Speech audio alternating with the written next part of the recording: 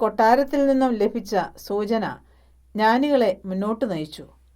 അവർ ബേത്ലഹേമിലെ കാലിത്തൊഴുത്തിൽ എത്തിച്ചേർന്നു.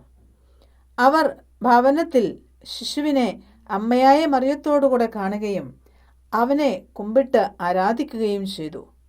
നിക്ഷേപ പാത്രങ്ങൾ തുറന്ന് പൊന്നും മേറയും കുന്തിരിക്കവും കാഴ്ചയർപ്പിച്ചു.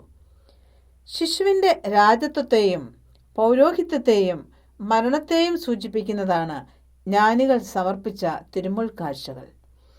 എൻ്റെ രാജ്യം ഐഹികമല്ല. യോഹൻ 13:16. കുരിശാണ് അവിടുത്തെ സിംഹാസനം. ശക്തി കൊണ്ടല്ല, സ്നേഹം കൊണ്ടാണ് അവിടുന്ന് ഭരിക്കുന്നത്. മനുഷ്യർക്ക് ദൈവസന്നിധിയിലേക്കുള്ള വഴി തുറന്നു കൊടുക്കുകയാണ് പുരോഹിതന്റെ ദൗത്യം. ദൈവവും മനുഷ്യനും തമ്മിലുള്ള ബന്ധത്തിൻ്റെ അറ്റുപോയ കണ്ണികളെ അവിടുന്ന് കൂട്ടിച്ചേർത്തു.